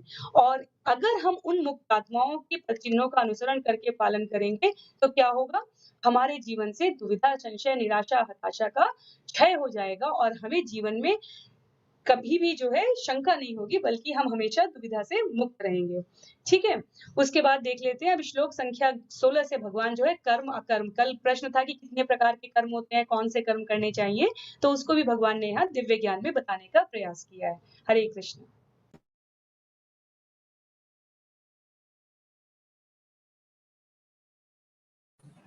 हरे कृष्ण। तो जैसा कि ये बात हमें समझ लेनी चाहिए कि ये जो जाति प्रथा है, ये इसका स्वाभाविक वर्गीकरण जाति प्रथा नहीं है, वर्ण व्यवस्था है। और इसका स्वाभाविक वर्गीकरण जो है हर सभ्य समाज में है। तो जैसे हमारे यहाँ पे जो सत्ता में रहते हैं उन्हें क्षत्रिय कहा जाता है। क्यों? क्योंकि क्षत्रिय का कार्य होता है चीजों को संभालना। तो क्षत्रिय का संस्कृत होता है क्षत्रायति क्षत्रिय। तो जो लोगों को चोट लगने से बचाए उसे क्षत्रिय कहा जाता है। तो इसी तरह से पाश्चात्य जगत में ऐसे लोगों को क्या कहा जाता है? सोल्जर्स, पॉलिटिशियंस, क्योंकि ये लोग नियम कानून बनाते हैं और लोगों को बचाते हैं। फिर आधे ब्राह्मण पे, तो ब्राह्मण का अर्थ होता है जो ज्ञान देता हो, ज्ञान लेता हो, तो शिक्षक हो जो। तो ऐसे लोगों को पाश्चात्य जगत में क्या कहा जाता है? ये लोग एजुकेशनिस्ट हैं। ये लोग क्या हैं? ये लोग थिंकर्स हैं, फिलोसफर्स हैं। उसी तरह से फिर हमारे वैश्य का कार्य होता है बिजनेस करना, व्यापार करना। तो पाश्चात्य जगत में ऐसे लोगों को क्या कहा जाता है? बिजनेसमैन। और फिर चौथी कैटेगरी जो आती है शूद्र का अर्थ होता है जो इन सबकी सेवा करे। तो पाश्चात्य जगत में ऐसे लोगों को ब्लू कॉलर वर्कर कहा जाता है। तो अगर हम देखें तो कलयुग में जो हम सारे लोग, शास्त्रों के अनुसार कलयुग में हम सारे लोग जो हैं वो शूद्र हैं। कलौ शूद्र संभवा। क्यों? क्योंकि हम लोग किसी ना किसी के दास हैं। तो कोई भी ये जो चारों वर्ण व्यवस्था जो है वो किसके आधार पर है? गुण कर्म के आधार पर, ना कि जन्म के आधार पर। तो मान लीजिए आप किसी कंपनी में ब्रांच मैनेजर हैं, बैंक मैनेजर हैं, तो आपका पुत्र जो है वो बैंक मैनेजर नहीं कहलाएगा। वो क्या कहलाएगा? हाँ, ये बैंक मैनेजर के पुत्र हैं। जब वो योग्यता प्राप्त करेंगे तब जाकर के वो बैंक मैनेजर बन सकते हैं। तो आजकल की जो व्यवस्था जिसे हम कहते हैं, तो ऐसी किसी व्यवस्था का किसी भी शास्त्र में कोई उल्लेख नहीं है। गुण और कर्म के हिसाब से जो है व्यक्ति पहचाना जाता है। और पहले अगर आप देखेंगे तो जैसे विश्वामित्र क्या थे? विश्वामित्र मुनि जो थे वो क्षत्रिय थे, लेकिन उन्होंने तपोबल किया और फिर ब्राह्मण धर्म उन्होंने अपनाया। परशुराम जो थे वो ब्राह्मण कुल में उत्पन्न हुए थे, लेकिन उन्होंने शस्त्र उठा लिए तो उन्हें क्षत्रिय कहा गया। तो इस तरह से ये जो वर्ण व्यवस्था है, जो अभी जो हमारे देश में वर्ण व्यवस्था दिख रही है, ये उसका जो असली वर्ण व्यवस्था है उसका कुंठित प्रारूप है। ऐसी किसी व्यवस्था का वर्णन कहीं पे भी नहीं है। और ये जब कहा जाता है ब्राह्मण, वैश्य और शूद्र और क्षत्रिय, तो वो गुण को इंडिकेट करता है, गुण की तरफ वो उंगली करता है, ना कि व्यक्ति के ऊपर। ठीक है, तो अब आगे आते हैं। आगे के जो श्लोक हैं वो बहुत ही ये बार बार रिपीट होते रहते हैं। तो आगे के श्लोकों में भगवान बताते हैं कि हे अर्जुन, कर्म क्या है, अकर्म क्या है, इसे निश्चित करने में बुद्धिमान व्यक्ति भी मोहग्रस्त हो जाते हैं। अतः मैं तुमको बताऊंगा कि कर्म क्या है, जिसे काम जानकर तुम सारे अशुभ से मुक्त हो जाओगे। तो अब हम जान लेते हैं संक्षेप में कि कर्म क्या है, अकर्म क्या है और विकर्म क्या है। तो कर्म क्या है? तो शास्त्रों में जो अनुमोदित कार्यकलाप हैं जिसे करने से हमें पुण्य प्राप्त होते हैं, ऐसे चीजों को कर्म कहा जाता है। जैसे प्याऊ खुलवाना, कुत्ते को रोटी देना, गाय को चारा खिलाना, किसी को ठंडी लग रही कंबल बांटना, भूखे को भोजन करा देना, तो झूठ नहीं बोलना, सत्य बोलना, किसी की मदद कर देना, ये सब पुण्य की श्रेणी में आते हैं। फिर विकर्म क्या है? तो वो विषय वस्तु जिसे करने से हमें पाप लगे, जिसे करने से हमें फल भोगना पड़े, या किसी का हड़प लेना, किसी को झूठ बोलना, किसी के ऊपर मिथ्या आरोप लगाना, किसी के साथ व्यभिचार करना, मांस इत्यादि ये सब खाना, ये सब विकर्म में आते हैं, क्योंकि शास्त्रों में कहीं भी अनुमोदन नहीं है। तो इसे पाप लगता है। तो अब एक जो ये पाप और पुण्य दोनों बंधन कारक है। अगर आप पुण्य करेंगे तो स्वर्ग इत्यादि लोगों को जाएंगे, जहां पे भगवान बताते हैं कि पुण्य क्षीणे मृत्युलोकम वसंति। जैसे आपका पुण्य क्षीण हो जाएगा, पुनः आपको मृत्युलोक में आना पड़ेगा। और बहुत पाप करेंगे तो आप नरक लोकों में जाएंगे, जहां से आप दंड भोगेंगे और पुनः जो है इस जगत में वापस आएंगे। तो अब इन दो पाप और पुण्य दोनों के बंधन से अगर मुक्त होना है तो हमें क्या करना है? अकर्म करना है। तो अकर्म करने से अभिप्राय क्या है? अकर्म करने से प्राय है कृष्ण भावना भावित कार्य। तो जो भी कार्य करना है हमें भगवान की प्रसन्नता के लिए करना है। और एक्चुअली यही निष्काम योग है, निष्काम कर्म योग है। तो हमें जो भी, अगर हम भोजन कर रहे हैं तो उसे भगवान को अर्पण करके लेना है। अगर हम कुछ धन प्राप्त कर रहे हैं तो उसे अपने भोग में नहीं लगाना है, उसे भगवान की सेवा में उपयोग करना है। अगर हमारे पास कुछ ज्ञान है तो उस ज्ञान का हमें भगवान को ग्लोरीफाई करने में यूज करना चाहिए। तो जो भी, देखिए, बड़ा घर लेने में कोई दिक्कत नहीं है, लेकिन उस बड़ा घर लेने का प्रयोजन क्या है? उस बड़ा घर लेने का प्रयोजन अगर भोग करना है तो वो जो है बंधन कारक बन जाएगा। लेकिन अब बड़ा घर लिए आपका प्रयोजन ये है कि इसमें हम भक्तों को बुलाएंगे, कथा सुनेंगे, भगवान के विषय में जानकारी लेंगे, भगवान के नामों को ग्लोरीफाई करेंगे, तो वो प्रयोजन जो है सफल हो जाएगा। गाड़ी लेने में बुराई नहीं है, लेकिन अगर गाड़ी लेने का प्रयोजन भोग करना है तो ये सारी चीजें भोग करने की प्रवृत्ति रहेगी तो बंधन कारक बन जाएगी। तो इसी तरह से हमें क्या करना चाहिए, आगे के 7वें 8वें अध्याय में हम समझेंगे कि अकर्म कैसे किया जाता है, लेकिन मैं संक्षेप रूप में बता देता हूं अभी से कि अकर्म करने का सीधा सीधा अभिप्राय है जो भी कुछ करो भगवान को अर्पित करके करो, भगवान को निमित्त भगवान को अर्पण करके करो। यह करने से हमें कोई बंधन नहीं लगेगा। क्यों? क्योंकि जैसा कि हमने पहले देखा कि भगवान जो है वो दिव्य हैं। ठीक है, तो 16-17 श्लोकों में फिर भगवान जो है वो कर्म के विषय में बताते हैं अर्जुन को कि किस तरह से कर्म योगी जो है उसके लक्षण को बताते हैं। तो इन लक्षण ये लक्षण जो है आगे चल के बार बार आते रहेंगे, तो इसका संक्षेप में हम लोग देख लेते हैं कि क्या क्या लक्षण जो है भगवान बता रहे हैं। तो भगवान कह रहे हैं कि जो मनुष्य कर्म में अकर्म और अकर्म में कर्म को देखता है वह सभी मनुष्यों में बुद्धिमान है और सब प्रकार के कर्मों में प्रवृत्त रहकर भी दिव्य स्थिति को प्राप्त करता है। फिर इसके लक्षण बताते हुए भगवान कहते हैं जिस व्यक्ति का प्रत्येक प्रयास इंद्र तृप्ति की कामना से रहित होकर उसे पूर्ण ज्ञानी समझा जाता है उसे साधु पुरुष ऐसा करता कहते हैं जिसे पूर्ण ज्ञान की अग्नि में कर्मफलों को भस्मात कर दिया है। और इस तरह से विभिन्न विभिन्न क्वालिटियां बताते हैं कि ये जो निष्काम कर्म योगी है वो पूरी तरह से भगवान की चेतना में रहता है। उसका एकमात्र उद्देश्य होता है किस तरह से भगवान को तुष्ट किया जाए, और वो स्वयं की तुष्टि करने के लिए उसका कोई स्वयं की तुष्टि करने का उसका कोई प्रयोजन नहीं रहता। इसके बाद श्लोक संख्या 25 से 33 के मध्य में भगवान जो है विभिन्न विभिन्न प्रकार के यज्ञों के विषय बताते हैं कि ज्ञानी लोग कैसे यज्ञ करते हैं, कर्मी लोग कैसे यज्ञ करते हैं, गृहस्थ कैसे यज्ञ करते हैं। तो गृहस्थ यज्ञ के विषय बताए हैं कि गृहस्थ जो है वो संयमित जीवन जीकर जो जीवन यापन करते हैं वो एक प्रकार से यज्ञ है। और अंतोदगत्वा हमें समझना चाहिए कि हर यज्ञ से सबसे बड़ा यज्ञ क्या है? संकीर्तन यज्ञ। तो श्रीमद् भागवतम में कहा गया है कृष्ण वर्णम तुषार कृष्णम संगोपांगस्त पार्षदम यज्ञ संकीर्तन प्राय यजंती ही सुमेधसा। तो जैसे हर युग का एक एक युग धर्म होता है, उसी तरह से जैसे कलयुग जैसे 4 युग है, तो भागवतम में कहा गया है कृते अध्यायतो विष्णुम त्रेता यज्ञतो मखय द्वापरे परिचार्यम कलो तद हरि कीर्तनात्। तो कलयुग में जैसे जो फल आपको सतयुग में तपस्या करने से मिलता था, त्रेता युग में यज्ञ करने से मिलता था, द्वापर युग में परिचार्यम भगवान की पूजा अर्चना करने से मिलता था, वही फल जो है कलयुग में आपको हरिनाम संकीर्तन करने से मिलता है। हरे कृष्णा कृष्णा कृष्णा हरे हरे, हरे राम राम राम हरे हरे। तो इस तरह से हमें ये संकीर्तन है भगवान के पवित्र नामों के जप में लगना चाहिए। और जब हम भगवान के पवित्र नामों का जप निरंतर करेंगे तो जो है हमें भगवान से जो अपने संबंध, जो हमारे हृदय में जो कल्मश है, काम क्रोध, जैसे हमने पहले भी देखा 3रे अध्याय में भी, काम क्रोध लोभ मोह मद मात्सर्य, ये सारे चीज जो है अपने आप निकल जाएंगे। ये सब बताने के बाद जो है भगवान बताते हैं कि किस तरह से ज्ञान हमें, ये ज्ञान हम कब प्राप्त होगा। तो अर्जुन को कहते हैं कि हे अर्जुन, श्लोक संख्या 35 में कि तुम जाओ, किसके पास जाओ? गुरु के पास जाओ। तो भगवान कहते हैं तद विधि प्रणिपातेन परिप्रश्नेन सेवया उपदेशान्ति ते ज्ञानम ज्ञानिन सततदर्शिना। तो जब ये आपको ये ज्ञान प्राप्त हो, ये ज्ञान किसके द्वारा प्राप्त करना है आपको? ये ज्ञान जो है वो प्रामाणिक गुरु के द्वारा प्राप्त करना है, प्रामाणिक गुरु के पास से प्राप्त करना है। और इस ज्ञान प्राप्त करने की प्रक्रिया में 3 स्टेज होते हैं जो भगवान यहाँ पे हमें बता रहे हैं। पहली शरणागति, दूसरी जिज्ञासा और तीसरी सेवा। तो अगर हमें ज्ञान ग्रहण करना है तो पहले हमें शरण लेना पड़ेगा। जैसे आप लोग यहाँ पे ज्ञान ले रहे हैं तो एक प्रकार से शरणागत है, तभी ज्ञान ग्रहण कर पा रहे हैं। वो बच्चा जो टीचर के ऊपर जिसे कोई विश्वास नहीं होता, टीचर वो कभी ज्ञान नहीं प्राप्त कर सकता। तो जब आप देखिए, इसी के लिए जब ज्ञान ग्रहण करने की प्रक्रिया होती है तो जो गुरु होता है वो ऊपर के पद पे बैठता है और जो शिष्य होते हैं वो नीचे के पद पर।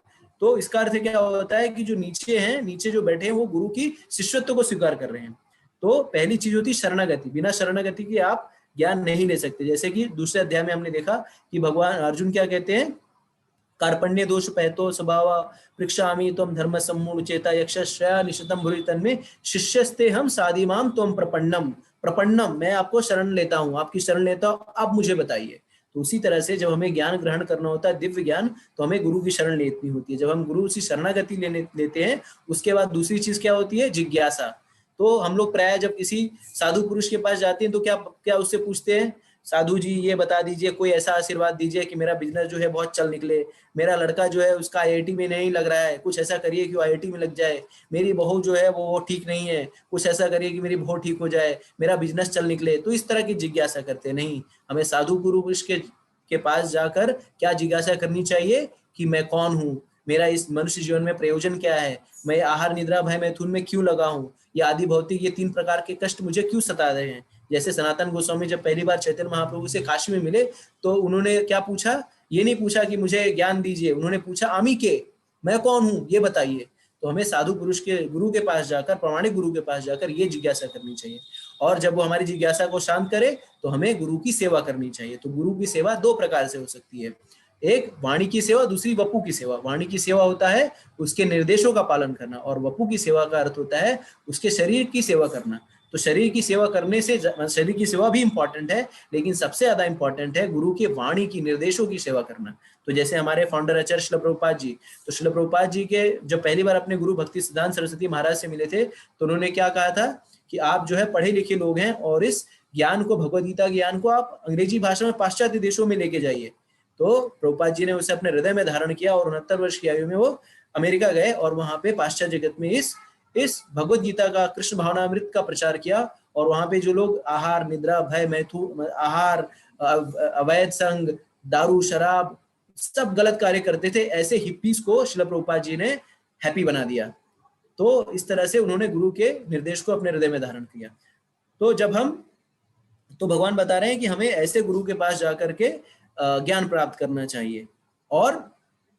और जब ये ज्ञान प्राप्त हो जाता है तब क्या होता है, जब इस ऐसे प्रमाणिक गुरु से हम समझ जाते हैं कि मैं कौन हूं, मैं शरीर नहीं हूं, आत्मा हूं और मेरा भगवान से क्या संबंध है, तब भगवान बताते हैं कि जब हम ऐसी स्थिति में आते हैं तो हम सब जीवों में परमात्मा को देख पाते हैं। तब हम किसी को हलाल नहीं करते, तब हम किसी को बकरे को काटकर मीट नहीं खा पाते, तब हम किसी मुर्गे को काटकर वो नहीं खा पाते, किसी मुर्गे का अंडा नहीं खा पाते, किसी को हनन नहीं कर सकते, किसी को अपमान नहीं कर सकते। क्यों? क्योंकि तब हम इस स्तर पे होते हैं कि सब जीवात्मा के अंदर हम भगवान को देखते हैं। और अब हम आ गए हैं इस अध्याय के सबसे आखिरी खंड में, जिसमें हम ये समझते हैं कि इस ज्ञान को कौन प्राप्त कर सकता है, इस दिव्य ज्ञान को प्राप्त करने के अधिकारी कौन है और इसके क्या लाभ है, मतलब श्रुति फल। हरे कृष्ण। हरे कृष्णा। तो जो अंतिम ये है, ये लास्ट के हमारे 2-3 श्लोक हैं जिनमें भगवान ने इसको जो है स्पष्ट कर दिया है कि सबसे पहले दिव्य ज्ञान प्राप्त करने के अधिकारी वो हुए जिन्होंने की अपने जीवन में जो है आकांक्षा का, श्रद्धा वा लभते ज्ञानम तत्पर संयतेन्द्रिय ज्ञानम लब्ध्वा पराम शांतिम अचिरेणाधिगच्छति। जो श्रद्धालु दिव्य ज्ञान में समर्पित है, जिन्होंने इंद्रियों को वश में कर लिया है, वह इस ज्ञान को प्राप्त करने के अधिकारी हैं। और इस ज्ञान, ये 2 चीजें करने के बाद श्रद्धालु बनकर, भक्त बनकर वो जो है दिव्य ज्ञान में समर्पित है, इंद्रियों को वश में कर लिया है।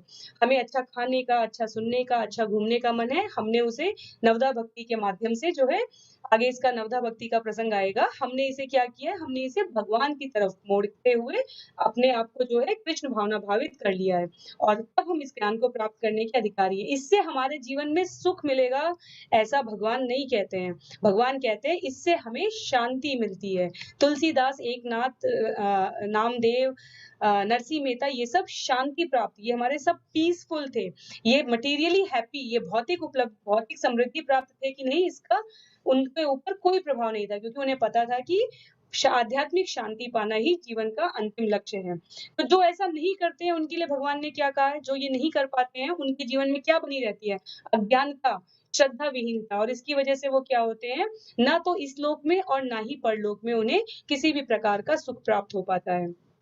तो अब इनके लक्षण क्या है, हमारे जीवन में हमने दिव्य ज्ञान को समझने का प्रयास किया है, आचरण किया है, इसके लक्षण क्या होते हैं, हम फल की आकांक्षा से रहित हो जाते हैं, संशय का हमारे जीवन से शमन हो जाता है। संशय मतलब ये करूं, ये नहीं करूं, ये सही है, ये गलत है, ये हमारे जीवन में दुविधा नहीं होती है। तो मैंने देखा आप लोगों का, क्योंकि अब ये सत्व जो है आज का समाप्त हो गया है उस प्रकार से जो कि इसकी विषय वस्तु थी, और इसमें जो भी विषय आज हैं, ये 3 या 4 प्रकार के बिंदु जो हमने चर्चा में लिए हैं, अगर आपको लगा है कि ये तेज गति से गया है तो ये हमारे आगे के अध्यायों में भी है। यहाँ पर ही जैसे पिछले अध्याय में कुछ विषयों की रूपरेखा बनी थी और आज हमने उनको स्पष्ट करने का प्रयास किया है, तो ये विषय आगे भी आते रहेंगे। भक्त के लक्षण, क्या करना, क्या नहीं करना चाहिए, किस प्रकार करना चाहिए, ये सब आएगा। तो आज के लिए जो है आधिकारिक रूप से जो है सत्र एकदम समाप्त हो गया है, क्योंकि जो अंतिम श्लोक है उसमें जो है आप में से कई लोगों के जो प्रश्न है उसका उत्तर है। कई लोग कहते हैं ने पूछा है आज की उसमें कि अर्थोपार्जन करने के लिए या भलाई करने के लिए हमें भगवान का ये सब कर्म किस श्रेणी में आते हैं? तो जैसा कि हमने कहा, हमें फल की इच्छा नहीं रखनी है, इसका मतलब ये नहीं है कि हमें अच्छे कर्म नहीं करने हैं। हम ये कह रहे हैं कि वो सभी कर्म करने का हमारा जो भाव होता है, वो निष्काम होना चाहिए। हमें ये समझना चाहिए कि अगर भगवान उस व्यक्ति की भलाई करवाना चाहेंगे, तो वो किसी को भी निमित्त बना सकते हैं। ये उनकी महानता है कि उन्होंने हमें निमित्त बनाया। इस मंदिर को दान देने के लिए या इस जगह कुछ अच्छा कार्य करवाने के लिए उन्होंने हमें निमित्त बनाया है। तो हमें अपना भाव बदलना है, हमें अर्थोपार्जन अवश्य करना है, हमें लोगों की भलाई अवश्य करनी है क्योंकि वो ही तो मानव शब्द का अपने आप में अर्थ है, मानवता। और अगर हमारे अंदर मानव के लिए, जीव मात्र के लिए दया, करुणा और स्नेह नहीं रहेगा तो फिर हम इस पूरे ज्ञान की चर्चा करना ही बेकार है। हम सिर्फ इतना कह रहे हैं कि दिव्य ज्ञान का अर्थ है कि हमें स्पष्ट होना चाहिए कि ये सब भगवान की इच्छा से हो रहा है, हम सिर्फ निमित्त मात्र हैं। ठीक है? तो इसके साथ ही आज का ये सत्र जो है चर्चा के रूप में तो श्लोकों की विश्लेषण के रूप में तो समाप्त हो गया है। देवशेखर प्रभु, हरे कृष्णा। हरे कृष्णा। तो आज का सत्र जो है आधिकारिक रूप से यहाँ पे समाप्त हो गया है। तो आपसे अनुरोध है कि आप लोग इतने सारे लोगों की संख्या में हैं और थोड़ा ये इसको लाइक भी कर लीजिए वीडियो को, जिससे ये जो है ज़्यादा से ज़्यादा लोगों को पहुंचेगा और हम ज्ञान जो है ज़्यादा से ज़्यादा लोगों को पहुंचा पाएंगे। अगर आपने चैनल को सब्सक्राइब नहीं किया तो उसको भी कर लीजिए। और आप लोगों से कई लोगों का प्रश्न है कि कैसे अध्ययन सामग्री प्राप्त होगी, तो मैं बार बार ये बताना चाहता हूँ कि अध्ययन सामग्री जो है वो इस्कॉन अयोध्या की जो ऑफिशियल वेबसाइट है www.iskonayodhya.com, वहां से जा करके आप लोगों को डाउनलोड करनी होगी।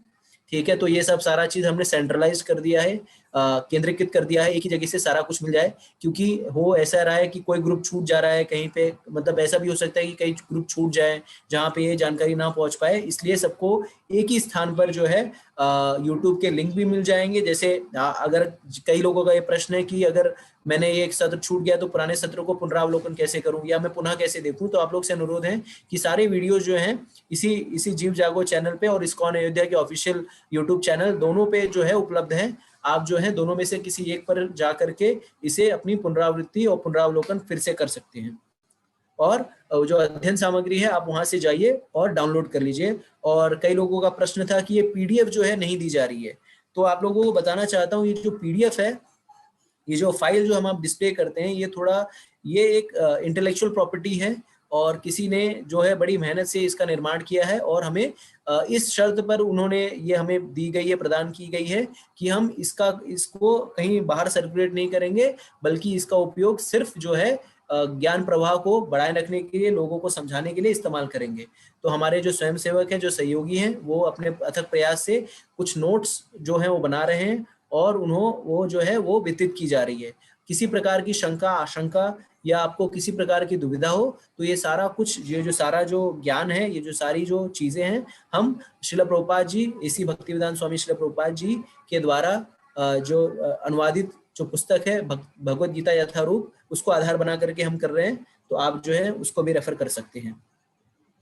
और मैं आपको बताना चाहता हूं कि जैसे भक्ति के विषय में कई जो चीजें हैं थोड़ी सी हमने स्किप की, तो आपको बताना चाहता हूं कि 2 सत्र के बाद 7वें अध्याय से लेके 12वें अध्याय तक हमें पूरी भक्ति के विषय में ही चर्चा करनी है, किस तरह से भक्ति योग जो है वो कार्य करता है। तो आप लोगों से अनुरोध है कि इसी तरह से हमारा जो उत्साह बढ़ाते रहें, भारी संख्या में जुड़ते रहें और इस ज्ञान को आत्मसात करने का भी प्रयास करें। ऐसा नहीं कि बस हो गया, क्लास अटेंडेंस हो गई, अब जाओ सो जाओ, हो गया, बस आज का काम खत्म। मैं आपसे अनुरोध करूंगा कि इसे सुने, पुनः सुने, और आपको अगर कोई शंका हो तो उसको नोट डाउन करके रखें, क्योंकि चीजें जो हैं आप देखेंगे 18 अध्याय तक पहुंचते पहुंचते सारी चीजें जो हैं आपकी धीरे धीरे जो है वो सॉर्ट आउट होते जाएंगी। ठीक है? तो आपसे अनुरोध है एक बार फिर से पुनः कि अगर आपने वीडियो को लाइक नहीं किया तो लाइक कर लीजिए, चैनल को सब्सक्राइब नहीं किया तो चैनल सब्सक्राइब करिए, और आप फ्री हैं इसको जो है और लोगों को पहुंचाने तक, भेजने तक। अगर आप किसी को भेजना चाहते हैं इसके लिंक तो भेज सकते हैं निसंकोच। सारे अध्ययन सामग्री जो है इस्कॉन अयोध्या की ऑफिशियल वेबसाइट पर है, वहां से आप लोग जाइए और उसे डाउनलोड कर लीजिए। पद्म राधिका माता जी, आप कुछ कहना चाहेंगी? आखिरी क्लोजिंग कमेंट्स। नहीं प्रभु, आपने सब कवर कर दिया। एक जो प्रश्न आज के विषय से संबंधित था कि गुरु अगर जीवित नहीं है, जीवित शरीर रूप में नहीं है और तो उनकी कैसे सेवा करें, उनके वचनों का कैसे करें? तो मुझे लगता है प्रभु ने ऑलरेडी इसका उत्तर दे दिया था कि व एक वाणी सेवा होती है, एक वपु सेवा होती है। अगर गुरु शरीर रूप में नहीं उपस्थित है इस भौतिक जगत में, तो उनकी आप जो है उनके दिए गए निर्देशों के, उनके वचनों का पालन कीजिए। क्योंकि आज गुरु का प्रसंग था और ये इस विषय से संबंधित प्रश्न था, तो इसलिए हम आपको पुनः कह दे रहे हैं, आप अगर इस वीडियो को वापस से यूट्यूब पे सुनेंगे तो वो प्रसंग प्रभु ने बहुत अच्छे से बताया था, आप उसे देख सकते हैं। एक हमारे श्रोता का प्रश्न है प्रभु कि इंद्रियों को नियंत्रित करना क्या होता है? इसका अर्थ हुआ कि भौतिक जगत के समस्त कामों को रोक दिया जाए। तो अगर आपको अगर आपको लगता है कि इसका अर्थ ये हुआ, तो हम आपसे अनुरोध करेंगे कि ये पूर्ण अर्थ नहीं समझ हुआ है अभी तक और आप आगे के सत्रों को सुनते रहिए। इंद्रियों का अर्थ हम पूरे समय कह रहे हैं, कर्म करना है, गतिमान रहना है, तो फिर इंद्रियों का अर्थ कार्यों को रोक देना कैसे हो सकता है? तो अब हम अभी समय का ध्यान रखते हुए, क्योंकि इस बहुत सारे इसमें जो है प्रोटोकॉल्स भी हैं, तो आप लोग जो है जिनको भी इस विषय में संशय है, वो सुनिए, हमारे साथ धैर्यपूर्वक बने रहिए। हम भी प्रयास करेंगे कि हम इसे और आगे स्पष्ट कर सकें। पर यहाँ हाँ या ना में कहना चाहूँगी कि हमें कार्य रोकने नहीं है, हमें जो कार्य कर रहे हैं उसको सही दिशा देनी है और वो दिशा देने के लिए हम ये भगवत गीता पढ़ रहे हैं। जिनको भी प्रश्न है कि जाति व्यवस्था कहाँ से आई, किसने डिवाइड किया, किसने ये किया, आप सभी से करबद्ध प्रार्थना है, हम यहाँ भगवत गीता से संबंधित प्रश्न ही ले पाएँगे और उससे संबंधित विषय ही ले पाएँगे। भगवान ने जो कहा है हम उसमें अपना मिलावट करके नहीं प्रस्तुत कर सकते। भगवान ने वर्ण व्यवस्था कही है और गुण, कर्म और स्वभाव से कही है, वो हम लोग दोनों ने आपको स्पष्ट करने का प्रयास किया। जाति व्यवस्था के लिए और इन सब के लिए आप इतिहास की पुस्तकों और बाकी अध्ययन सामग्रियाँ कहीं से इकट्ठी करके उसको समझने का प्रयास कर सकते हैं। तो ये 3-4 बिंदु थे प्रभु आज के विषय से संबंधित, तो मुझे लगा कि यहीं पर इनका समाधान कर दें। बाकी जिनको लग रहा है कि प्रश्नोत्तरी के प्रभु आप लोगों को आगे बताते रहेंगे। प्रश्नोत्तरी अंत में एक आयोजित की जाएगी, तो पहले आप ध्यानपूर्वक सुनें, इनको ज़्यादा से ज़्यादा लोगों तक पहुँचाने का प्रयास करें। इसलिए नहीं कि इसमें हमारी कोई श्रेष्ठता है, इसलिए कि हम जो गलत बता रहे हों या जो हम अपूर्ण बता रहे हों, उसे आप श्रील प्रभुपाद की पुस्तक से पढ़ने, समझने और बहुत सारे और आचार्य हैं अंतर्राष्ट्रीय कृष्ण भावनामृत संघ में, जिनके बहुत सुंदर-सुंदर जो है व्याख्यान उपस्थित हैं, उनको और सुनने की आपके अंदर रुचि आए, इसलिए इसे ज़्यादा से ज़्यादा लोगों तक पहुँचाइए। तो आज के लिए इतना ही है प्रभु मेरी तरफ से। हरे कृष्ण। तो अंतर्राष्ट्रीय कृष्ण भावनामृत संघ इस्कॉन अयोध्या के द्वारा प्रायोजित इस कार्यक्रम आधिकारिक रूप से ये चौथा अध्याय जो है यहाँ पे इसकी विवेचना पूर्ण होती है। और एक चीज मैं अपने श्रोताओं के विषय में बताना चाहता हूँ कि हमने बहुत सारे कक्षाएं इस तरह के सत्र दिए हैं, लेकिन ये जो श्रोता हैं, आप लोग जो श्रोता हैं वो एक अलग कोटि के श्रोता हैं, क्योंकि आप लोग में से कई श्रोता ऐसे हैं जो काफी जो है मतलब ज्ञानी व्यक्ति हैं। और हमें सबसे अच्छी चीज ये लगती है कि बाकी उन श्रोताओं की तरह नहीं है जो वक्ता की खामियों को गिनाने से वो शर्माते हैं। आप तुरंत गिनाते हैं और ये बहुत ही अच्छा लगता है। हमें भी पता चलता है कि हमारी खामियां कहाँ पे है और हम प्रयास करते हैं कि उसमें आपका जो मापदंड है वो हम ये जानते हैं कि हमारे श्रोताओं का जो मापदंड है वो कितना ऊंचा है और हमें कितना अधिक प्रयास करना है आप लोगों के उस सेटिस्फैक्शन लेवल को मीट करने के लिए। तो यहीं पे अंतर्राष्ट्रीय कृष्ण भावनामृत संघ इस्कॉन अयोध्या की तरफ से आप लोगों का हार्दिक आभार प्रकट करते हुए हम इस सत्र को समाप्त करते हैं। तो जैसा कि शास्त्रों में कहा गया है, हरे नाम हरे नाम हरे नाम हरे नाम एव केवलम कलाव नास्तेव नास्तेव नास्तेव गतिरन्यथा। हरे कृष्णा कृष्णा कृष्णा हरे हरे हरे राम राम राम हरे हरे। तो ये सत्र को यहीं पे समाप्त करते हैं। आशा है कि आप लोग सारे लोग कल पुनः आएंगे और हम 5वें अध्याय की यात्रा पे आगे बढ़ेंगे। हरे कृष्णा। जय गुरुदेव, जय श्री